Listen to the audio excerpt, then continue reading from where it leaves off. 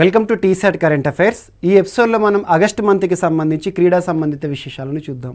ముందుగా ఆగస్టు మాసానికి సంబంధించి ఒలింపిక్స్ అండ్ పారా ఒలింపిక్స్ పైన ప్రత్యేక శ్రద్ధ చూపండి. ఈ పథకాలు సాధించిన ఆటగాళ్ళు కానివ్వండి, ప్రత్యేకతలకి సంబంధించి భారతదేశంలో జరగనున్న రానున్న పోటీ పరీక్షలో ప్రశ్నలు ఖచ్చితంగా అడిగే అవకాశం ఉంది. సో ఒలింపిక్స్ సంబంధించి చూద్దాం. టోక్యో ఒలింపిక్స్ 2020 సో 2020 సంవత్సరంలో జరగాల్సిన క్రీడలు కరోనా కారణంగా 2021 సంవత్సరంలో నిర్వహణ చేయడం జరిగింది జపాన్ దేశంలో టోక్యోలో. సో అలా టోక్యో ఒలింపిక్స్లో భారతదేశం గుర్తుండిపోయే ఒక పథకం ఏంటంటే మనం సాధించిన స్వర్ణ పథకం. భారతదేశ చరిత్రలో అథ్లెటిక్స్ విభాగానికి సంబంధించి ఒలింపిక్స్ చరిత్రలో మొట్టమొదటి వ్యక్తిగా నీరజ్ చోప్రా గారు వార్తలు నిలిచారు. హర్యానా రాష్ట్రానికి సంబంధించి పానిపట్టుకి సంబంధించి నీరజ్ చోప్రా స్వర్ణ పథకాన్ని సాధించాడు. నీరజ్ చోప్రా ఏ క్రీడా విభాగానికి సంబంధించిన వాడంటే జావెలిన్ థ్రోయర్ అని గుర్తుంచుకోండి. జావెలిన్ త్రో క్రీడా విభాగానికి సంబంధించి నీరజ్ చోప్రా గారు స్వర్ణ పథకాన్ని సాధించారు. సో ఇక్కడ నీరజ్ చోప్రా గారికి సంబంధించి ఒక 2 పాయింట్స్ని యాడ్ చేసుకోండి.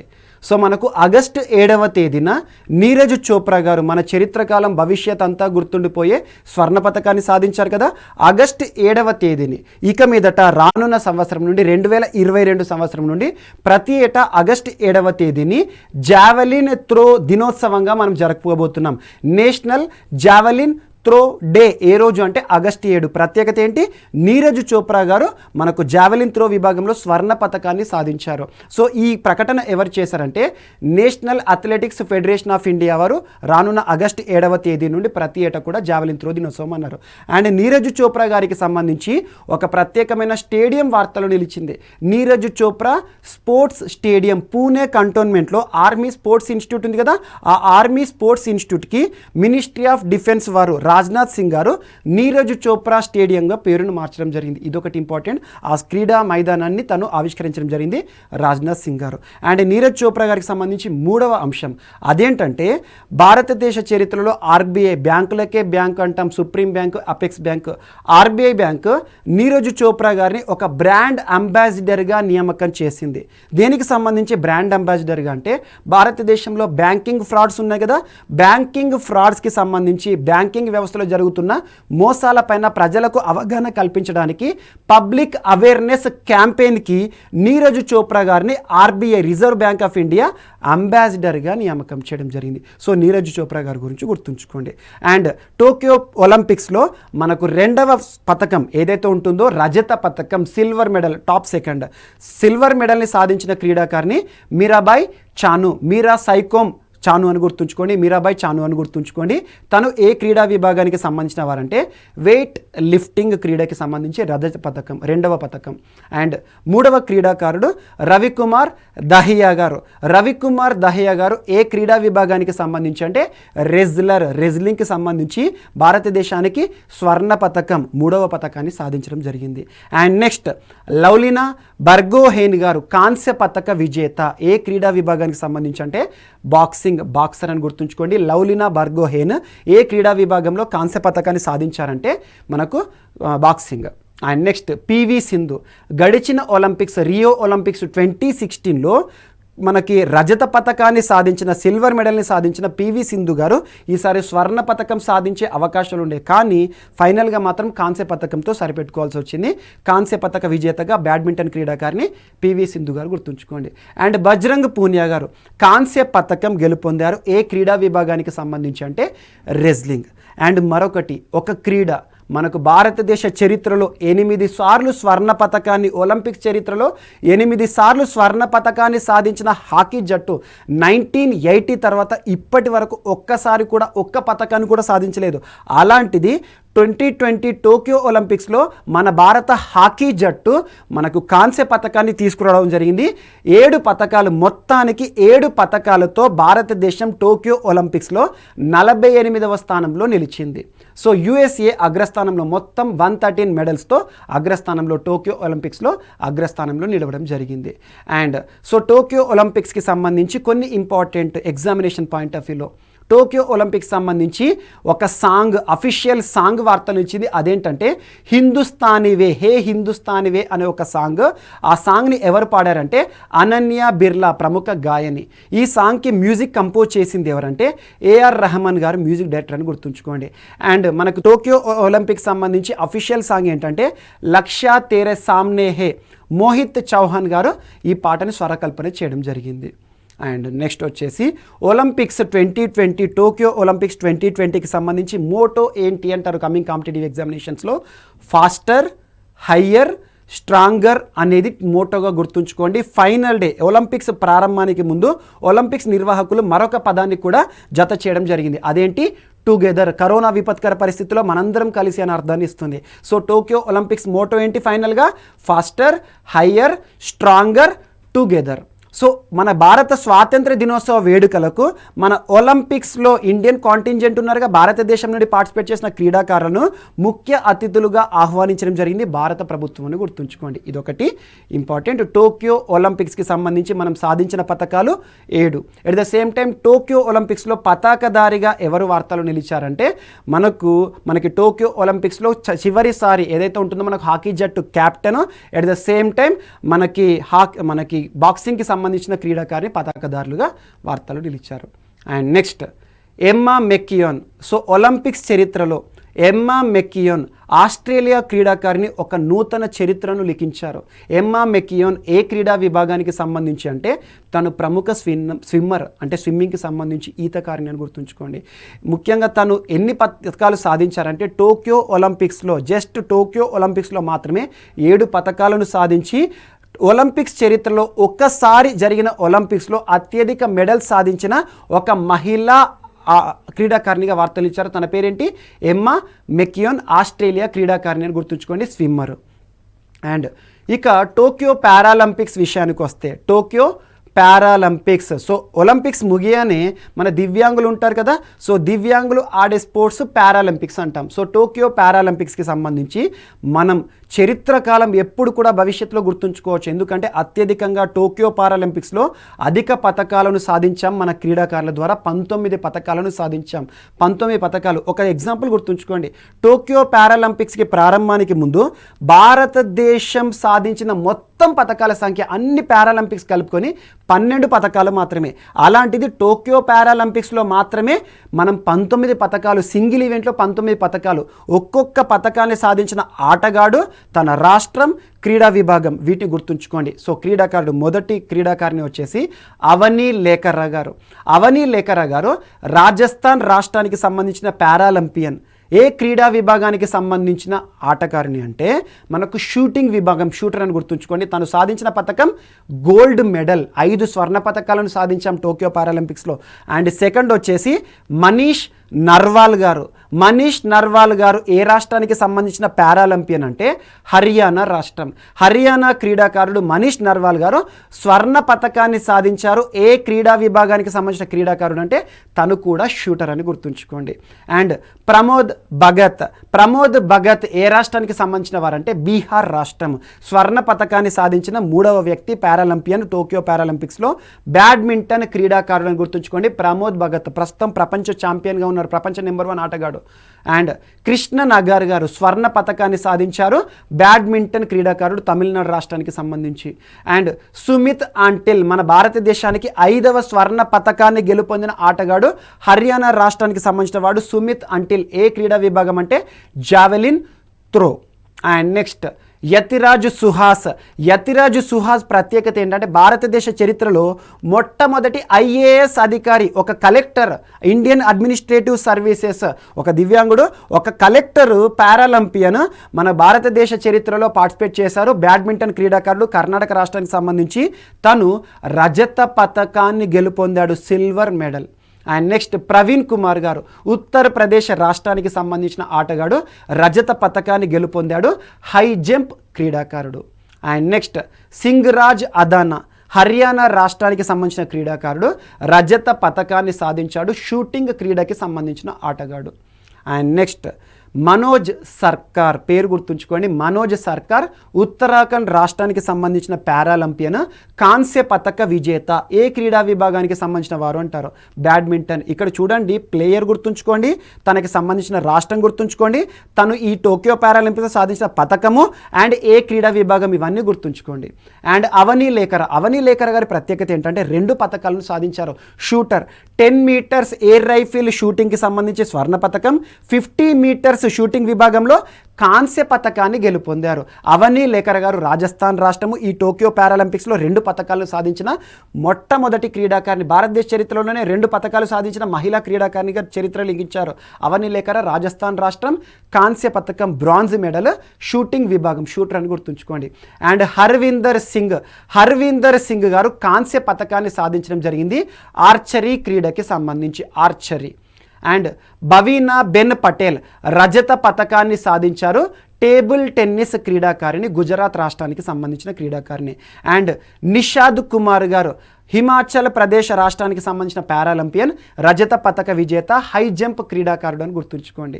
అండ్ యోగేష్ కతునియా ఢిల్లీకి సంబంధించిన పారాలింపియన్, రజత పథకాన్ని సాధించాడు, డిస్కస్ త్రో క్రీడాకారుడు, డిస్క్ ఉంటుంది కదా, డిస్కస్. సో అలా దేవేంద్ర జజరియా, చాలా ఇంపార్టెంట్, భారతదేశ చరిత్రలో ఒక పారాలింపియన్, ఇప్పటికే 2 స్వర్ణ పథకాలను సాధించారు. టోక్యో పారాలింపిక్స్ కంటే ముందు మనకి 2016 సంవత్సరం అండ్ 2004 సంవత్సరం 2 సార్లు స్వర్ణ పథకాన్ని సాధించిన పారాలింపియన్ ఈ టోక్యో పారాలింపిక్స్లో రజత పథకాన్ని సాధించాడు. తన చరిత్రలో, తన కెరీర్లో 3వ పథకం అని గుర్తుంచుకోండి. టోక్యో పారాలింపిక్స్లో ఒక పథకం, రజత పథకాన్ని సాధించాడు. రాజస్థాన్ రాష్ట్రానికి సంబంధించిన దేవేంద్ర జజరియా జావెలిన్ త్రో ఆటగాడు. అండ్ మరియప్పన్ తంగవేలు తమిళనాడు రాష్ట్రానికి సంబంధించి హై జంప్ క్రీడాకారుడు. లాస్ట్ ఇయర్ 2016 రియో పారాలింపిక్స్లో స్వర్ణ పథక విజేత, ఈ సంవత్సరం రజత పథక విజేత, సిల్వర్ మెడల్ అని గుర్తుంచుకోండి. అండ్ సుందర్ సింగ్ గుర్జర్ రాజస్థాన్ రాష్ట్రానికి సంబంధించిన క్రీడాకారుడు, కాంస్య పథకాన్ని గెలుపొందడం జరిగింది, జావెలిన్ త్రో క్రీడాకారుడు అని గుర్తుంచుకోండి. అండ్ సింగ్ రాజ్ అదానా హర్యానా రాష్ట్రానికి సంబంధించిన క్రీడాకారులు, కాంస్య పథకాన్ని గెలుపొందారు, షూటింగ్ క్రీడకి సంబంధించి. And 19th medal Sharad Kumar గారు బీహార్ రాష్ట్రానికి సంబంధించిన క్రీడాకారుడు, కాంస్య పథక విజేత, హై జంప్ క్రీడా విభాగాన్ని గుర్తుంచుకోండి. ఈ 19 క్రీడాకారులు, రాష్ట్రము, వారు సాధించిన పథకము, ఏ క్రీడా విభాగం గుర్తుంచుకోండి, సరిపోతుంది. అండ్ ఇక్కడ 20వ ఆటగాడిగా వినోద్ కుమార్ గారిని గుర్తుంచుకోండి. యాక్చువల్గా వినోద్ కుమార్ హర్యానా రాష్ట్రానికి సంబంధించిన ఒక వెటరన్ ఆటగాడు, పారాలింపియన్, కాంస్య పథకాన్ని గెలుపొందారు. కానీ తన ఇనెలిజిబిలిటీ ఆధారంగా, ఎందుకంటే టోక్యో పారాలింపిక్స్లో కొన్ని స్టాండర్డ్స్ చూస్తారు, సో ఆ స్టాండర్డ్స్ ఆధారంగా తను ఎలిజిబిలిటీని కోల్పోయాడు. కాంస్య పథకం గెలుపొందినప్పటికీ కూడా తనకు కాంస్య పథకం ఇవ్వలేదు. సో తన కాంస్య పథకాన్ని కౌంట్ చేయకండి. ఏ క్రీడకి సంబంధించిన వాడు? డిస్కస్ త్రో, ఎందుకంటే వివాదాలకి సంబంధించి కూడా ప్రశ్న అడుగుతారు. టోక్యో పారాలింపిక్స్లో కాంస్య పథక విజేతగా గెలుపొందిన వినోద్ కుమార్ గారు ఏ క్రీడాకారుడు లేదా ఏ క్రీడకి సంబంధించి ఎందుకు తనకు మెడల్ని నిరాకరించడం జరిగింది అంటే, తనకి సంబంధించి ఏదైతే ఉంటుందో తన డిజేబిలిటీ క్రైటీరియా అనేది స్టాండర్డ్స్ ఆధారంగా. అండ్ సో టోక్యో పారాలింపిక్స్ సంబంధించి ఒక సాంగ్ గుర్తుంచుకోండి, కర్ దే కమాల్ తూ అనేది టోక్యో పారాలింపిక్స్ సంబంధించి అఫీషియల్ థీమ్ సాంగ్గా వార్తలు ఇచ్చింది. ఈ సాంగ్ని రచించిన ఆథర్ ఎవరు అంటే సంజీవ్ సింగ్. ఉత్తరప్రదేశ్ రాష్ట్రానికి సంబంధించిన ఒక పారాలింపియన్, ఒక దివ్యాంగ క్రికెటర్ రాశారు కర్దే కమాల్ తూ. దీన్ని క్రీడా శాఖ మంత్రి ప్రస్తుతం భారతదేశంలో ఎవరు? మనకు అనురాగ్ ఠాకూర్ గారు లాంచ్ చేశారు టోక్యో పారాలింపిక్ క్రీడా ప్రారంభానికి ముందు. సంజీవ్ సింగ్ అనే అతను రచయిత అని గుర్తుంచుకోండి. అండ్ ఇక్కడ పతాకధారి, టోక్యో పారాలింపిక్స్ పతాకధారిగా మరియప్పన్ తంగవేలు గారిని భారత ప్రభుత్వం, ముఖ్యంగా భారత ఒలింపిక్ సంఘం వారు నియమించడం జరిగింది. కానీ తను టోక్యోకి వెళ్ళే దశలో COVID-19 నిర్ధారణ అయిన ఒక వ్యక్తి తన పక్కన తనతో కలవడం ద్వారా తనకి కూడా కోవిడ్ లక్షణాలు ఉండే అవకాశం ఉందని చెప్పేసి తనను ఐసోలేట్ చేయడం జరిగింది. అలా టోక్యో పతాక అధికారిగా నియమితులైనప్పటికీ కూడా మరియప్పన్ తంగవేలు గారిని పక్కన పెట్టడం జరిగింది. చివరి స్థానంలో భారతదేశానికి సంబంధించి ఫ్లాగ్ బియరర్ లేదా ఫ్లాగ్ హోల్డర్గా, పతాకధారిగా ఎవరు విధులు నిర్వర్తించారంటే మనకు టేక్ చంద్ అనే పారాలింపియన్. టేక్ చంద్ ఏ రాష్ట్రానికి సంబంధించిన వారంటే హర్యానా రాష్ట్రానికి సంబంధించిన క్రీడాకారుడు. సో టేక్ చంద్ హర్యానా పతాకధారి అని గుర్తుంచుకోండి. మరియప్పన్ తంగవేలు గారి స్థానంలో నేపథ్యంలో ఈసారి భారతదేశం నుండి అత్యధికంగా 54 మంది క్రీడాకారులు పారాలింపియన్లు ఇండియన్ కాంటింజెంట్ టోక్యోకి వెళ్ళడం జరిగింది.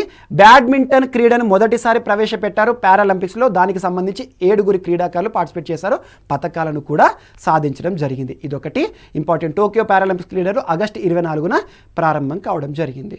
అండ్ సో భారతదేశం నుండి 54 మంది పారా క్రీడాకారులు 9 క్రీడా విభాగాల్లో ఈ సంవత్సరం నుండే పారాలింపిక్స్లో బ్యాడ్మింటన్కి కూడా ఇన్వైట్ చేయడం జరిగింది. బ్యాడ్మింటన్కి సంబంధించి భారతదేశం నుండి 7 క్రీడాకారులు పార్టిసిపేట్ చేయడం జరిగింది.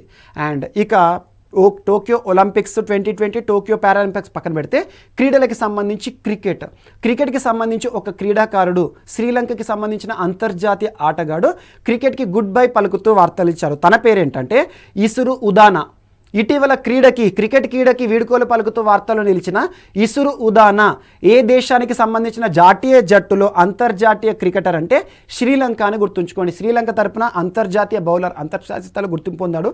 టెస్టుల్లో చోటు సంపాదించుకోలేదు, కానీ T20 వన్డేలో మాత్రం అద్భుత ప్రదర్శన కనబరిచాడు.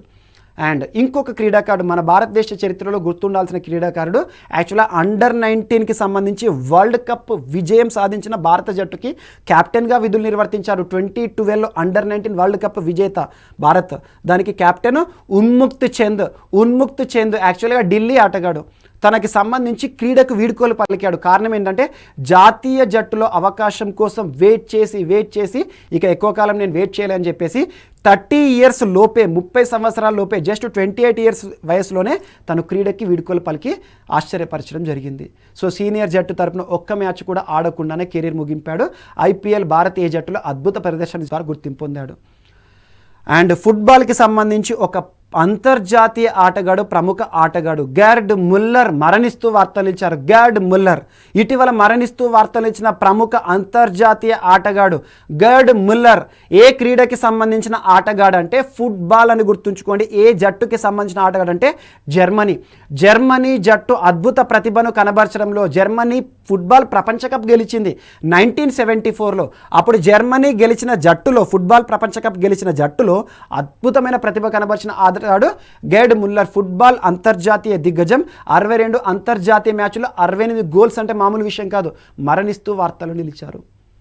అండ్ ఇండియా మాజీ ఫుట్బాల్ కోచ్ మరణిస్తూ వార్తలు ఇచ్చారు. తనను ఏమంటారంటే హకీం సాబ్ అంటారు. యాక్చువల్గా అతను హైదరాబాద్లో నివాసి, హైదరాబాద్లో ఉండేవాడు. హకీం సాబ్ నేషనల్ టీం మాజీ కోచ్గా సయ్యద్ షాకిబ్ హకీం గారు చాలా సంవత్సరాలు కోచ్గా విధులు నిర్వర్తించారు. మరణిస్తూ వార్తలు ఇచ్చారు. హైదరాబాద్ నుండి జాతీయ జట్టుకి ఆడిన దిగ్గజ ఆటగాడు. 5 దశాబ్దాల పాటు ఫుట్బాల్ క్రీడా విభాగంలో తన సేవలు అందించాడు. ఆటగాడిగాను, మెంటార్గాను, కోచ్ గాను వివిధ రంగాల్లో ఫుట్బాల్కి సంబంధించి గుర్తింపు పొందిన హకీం సాబ్ ఇక లేరు అని చెప్పడం ఎంతైనా బాధాకరమైన విషయం. మన హైదరాబాద్ ఆటగాడు. అండ్ సో ప్రతిష్టాత్మక Dhyan Chand life time achievement పురస్కార గ్రహీత కూడా హకీం సాబ్. అండ్ ఫిఫా క్వాలిఫైడ్ రెఫరీగా సేవలు అందించాడు. రెఫరీగా కూడా అంతర్జాతీయ స్థాయిలో 1988 ఆసియా కప్తో పాటు 33 ఇంటర్నేషనల్ మ్యాచ్ల్లో రెఫరీగా విధులు నిర్వర్తించిన అనుభవం ఉంది. అండ్ ఇక్కడ ఒక రాష్ట్ర ప్రభుత్వం వార్తలు నిలిచింది. ఉత్తరప్రదేశ్ రాష్ట్ర ప్రభుత్వం రానున్న 10 ఏళ్ల పాటు ఆల్మోస్ట్ 2032 2032 సంవత్సరం వరకు రెజ్లింగ్ క్రీడకి స్పాన్సర్గా విధులను నిర్వర్తించనుంది ఉత్తరప్రదేశ్ రాష్ట్ర ప్రభుత్వం. స్పాన్సర్ అంటే ఏం లేదు, రెజ్లింగ్ క్రీడకి కావాల్సిన మౌలిక సౌకర్యాలు భారతదేశం మొత్తం కూడా రెజ్లింగ్ క్రీడకి ప్రోత్సాహం కల్పిస్తుంది ఉత్తరప్రదేశ్ రాష్ట్రం. అంటే రెజ్లింగ్ క్రీడకి సంబంధించి అభివృద్ధిలో భాగంగా వారే నిధులను ఇవ్వడం జరుగుతుంది.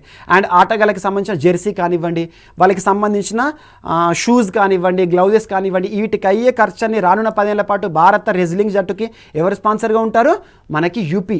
అలాగే ఇటీవల ఒడిషా రాష్ట్రం కూడా రానున్న 10 ఏళ్ల పాటు మరొకసారి హాకీ జట్టుకి స్పాన్సర్గా విధులను నిర్వర్తించబోతోంది. హాకీ జట్టుకి స్పాన్సర్ అంటే ఒడిషా, రెజ్లింగ్ జట్టుకి స్పాన్సర్ అంటే మనకు ఉత్తరప్రదేశ్ అని గుర్తుంచుకోండి. చాలా ఇంపార్టెంట్ ఇవి. అండ్ ఒలింపియన్ చంద్రశేఖర్ గారు మరణిస్తూ వార్తలు నిలిచారు. ఒలింపియన్ అంటున్నాను, తనని ఒలింపియన్ అనే పేరుతో పిలుస్తారు. ప్రముఖ ఫుట్బాల్ క్రీడాకారుడు ఓ చంద్రశేఖరన్ కేరళ రాష్ట్రానికి సంబంధించి 1960 రోమ్ ఒలింపిక్స్లో అద్భుత ప్రతిభను కనబరిచిన ఆటగాడు మరణిస్తూ వార్తలు నిలిచారు. అండ్ నెక్స్ట్ వసు పరంజేప్ ఎవరు అంటే ఒక దిగ్గజ కోచ్. ఎందుకు దిగ్గజం అంటున్నా అంటే భారతదేశ చరిత్రలో ఎప్పటికీ గుర్తుండాల్సిన ఆటగాళ్ళు ఎవరంటే ఒక సునీల్ సచిన్ టెండూల్కర్, రాహుల్ ద్రవిడ్ అండ్ రోహిత్ శర్మ, దిలీప్ వెంగసర్కర్ ఇలాంటి ప్రముఖ దిగ్గజ క్రీడా ఆటగాళ్ళు. ఏ క్రీడకి సంబంధించి? క్రికెట్ క్రీడకి సంబంధించి వీరికి కోచ్గా బాధ్యతలు నిర్వర్తించిన వసు పరంజేప్ గారు. సో వసు పరంజేప్ గారు మనకి సునీల్ గవాస్కర్ గారిని చూడండి, ఎప్పుడైనా సునీల్ గవాస్కర్ గారు టీవీలో కనిపిస్తే తనని సన్నీ అని పిలుస్తాం మనం. సునీల్ గవాస్కర్కి సన్నీ పేరుని నామకరణం చేసింది ఎవరు అంటే వసు పరంజేప్ గారు. తను ఇటీవల అనారోగ్య సమస్యలతో బాధపడుతూ అనారోగ్య సమస్యలు, వృద్ధాప్య సమస్యల కారణంగా మరణిస్తూ వార్తలు ఇచ్చారు వసు పరంజేప్ గారు. గుజరాత్లో జన్మించడం జరిగింది. గుజరాత్ అంటే యాక్చువల్గా 1938లో ప్రస్తుత గుజరాత్ మరాఠా ప్రాంతంలో ఉండే, బాంబే స్టేట్లో ఉండే. సో ప్రస్తుతం తను జన్మించిన ప్రాంతం గుజరాత్ రాష్ట్రంలో ఉంది అని గుర్తుంచుకోండి. నేషనల్ క్రికెట్ అకాడమీలో చాలా సంవత్సరాలు కోచ్గా విధులను నిర్వర్తించారు. అండ్ క్రికెట్కి వీడ్కోలు పలుకుతూ డేల్ స్టేన్ గారు వార్తలు ఇచ్చారు. స్టేన్ గన్గా ప్రసిద్ధి చెందారు.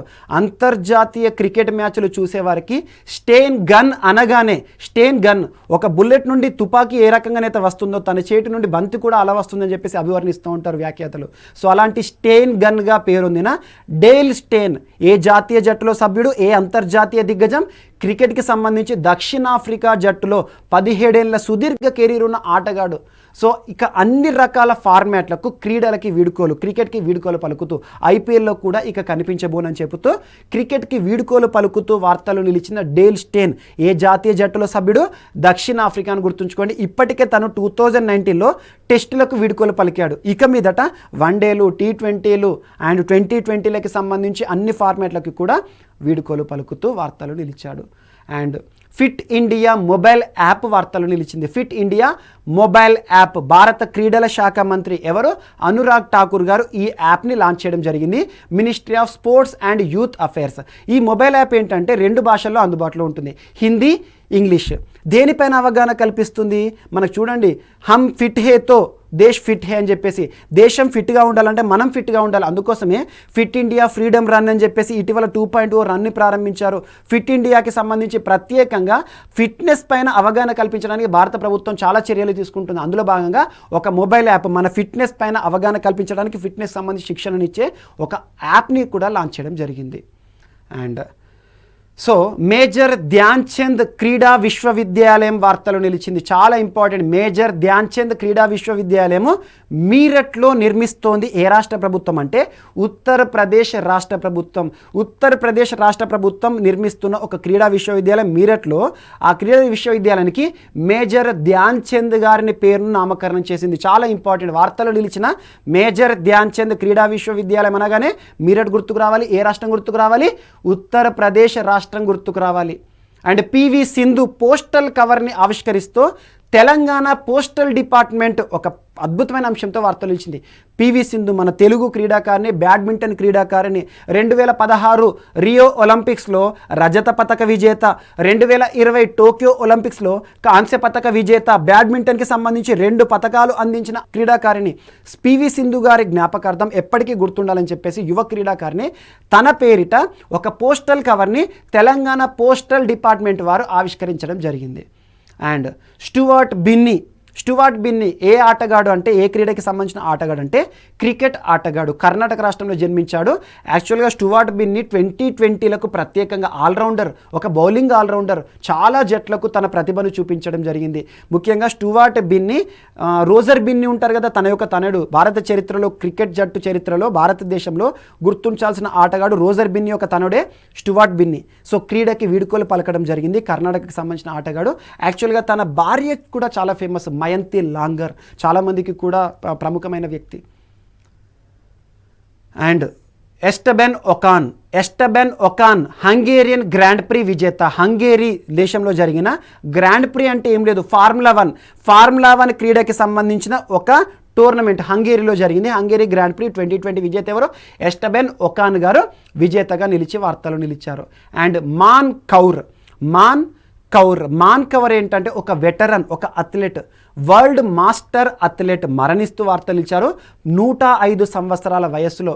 సో లేటు వయస్సులో కూడా చాలా వరకు కూడా తను రికార్డులను సృష్టించిన మాన్ కౌర్ గారు మరణిస్తూ వార్తలు నిలిచారు. అండ్ చాలా ఇంపార్టెంట్ క్రీడలకు సంబంధించి భారతదేశంలోనే క్రీడలకి సంబంధించి అత్యున్నత పురస్కారం రాజీవ్ ఖేల్ రత్న. రాజీవ్ ఖేల్ రత్న అనగానే క్రీడా రంగంలో అత్యున్నత పురస్కారం. అలాంటి క్రీడా పురస్కారం, దేశంలోనే అత్యున్నత క్రీడా పురస్కారం పేరును భారత ప్రభుత్వం మారుస్తూ కీలకమైన అంశంతో వార్తలు నిలిచింది. ఇక మీదట రాజీవ్ ఖేల్ రత్నగా మనం పిలవబం. ఏ పేరుతో పిలవాలి? మేజర్ ధ్యాన్ చంద్ ఖేల్ రత్నగా పిలవాలి. మరి మేజర్ ధ్యాన్ చంద్ ఎవరు? మన భారతదేశ చరిత్రలోనే కాదు, ప్రపంచ హాకీ చరిత్రలో ఎప్పటికీ గుర్తుంచుకోవాల్సిన ఒక హాకీ దిగ్గజం. మనందరికీ తెలుసు, టోక్యో ఒలింపిక్స్లో భారత హాకీ జట్టు కాంస్య పథకాన్ని గెలుపొందడం జరిగింది. ఆ తర్వాత భారత ప్రభుత్వం హాకీకి పునరుజ్జీవనం తీసుకురావాలని చెప్పేసి హాకీ దిగ్గజమైన మేజర్ ధ్యాన్ చంద్ గారి పేరును రాజీవ్ ఖేల్ రత్నగా పేరైతే ఏదైతుందో దాన్ని మారుస్తూ నిర్ణయం తీసుకుంది. అండ్ నెక్స్ట్ వచ్చేసి కాంకాకఫ్ కప్, కాంకాకఫ్ గోల్డ్ కప్ అంటాం. ఇటీవల వార్తలు నిలిచిన కాంకాకఫ్ కప్ ఏ క్రీడకి సంబంధించింది అంటారు. కాంకాకఫ్ కప్ అనేది ఫుట్బాల్కి సంబంధించిన టోర్నమెంట్. 2021 కాంకాకఫ్ విజేత ఎవరు అని అడిగారు అనుకోండి పోటీ పరీక్షల్లో, అమెరికా అని గుర్తుంచుకోండి. అమెరికా ఏ జట్టు పైన గెలుపొందడం జరిగిందంటే మెక్సికో. సో మెక్సికో పైన గెలుపొంది అమెరికా ఈ సంవత్సరం మనకు కాంకాకఫ్ టైటిల్ విజేతగా వార్తలు నిలిచింది. ఇక్కడ ఫుట్బాల్కి సంబంధించి కొన్ని ఇంపార్టెంట్ టోర్నమెంట్స్ లింక్ చేసుకోండి. మనకు యుఎఫ్ఏ యూరో కప్ అనగానే యూరప్ ఖండంలోని దేశాల మధ్య జరిగే ప్రతిష్టాత్మక ఫుట్బాల్ కప్. ఈ సంవత్సరం యూరో కప్ 2020 గడిచిన మాసంలో వార్తలు నిలిచింది. యూరో కప్ విజేత 2021 ఎవరు? ఇటలీ, ఇంగ్లాండ్ పైన గెలుపొందడం జరిగింది. అదే Copa America cup, Copa America అనగానే సౌత్ అమెరికా గుర్తుకు రావాలి. సౌత్ అమెరికా ఖండంలోని దేశాలు ఏవైతే ఉంటాయి, బ్రెజిల్, అర్జెంటీనా, ఉరుగ్వే, పెరు ఉంటాయి కదా, ఇలాంటి దేశాలు తలపడే టోర్నమెంటు మనకి Copa America cup. Copa America cup విజేత 2021 ఎవరంటేనేమో మనకు అర్జెంటీనా, బ్రెజిల్ పైన విజయం సాధించింది. అలా ఫుట్బాల్కి సంబంధించి ఈ సంవత్సరం వార్తలు నిలిచిన కాంకాకఫ్ గోల్డ్ కప్ మనకి ఆగస్టు మాసానికి సంబంధించి అమెరికా విజేత మెక్సికో పైన, అండ్ కోపా అమెరికా అర్జెంటీనా దేనిపైన? బ్రెజిల్ పైన విజేత. అండ్ యుఎఫ్ఏ యూరో కప్ అనగానే ఇటలీ, ఇంగ్లాండ్ పైన విజేతగా వార్తలు ఇచ్చాయి. సో ఫుట్బాల్కి సంబంధించి వీటన్నిటి కూడా లింకప్ చేస్తూ చదవండి. సో ఇవి క్రీడలకి సంబంధించి ఆగస్టు మాసంలో నిలిచిన అంశాలు. సో మనం నెక్స్ట్ మంత్ మళ్ళీ కలుద్దాం. Thank you.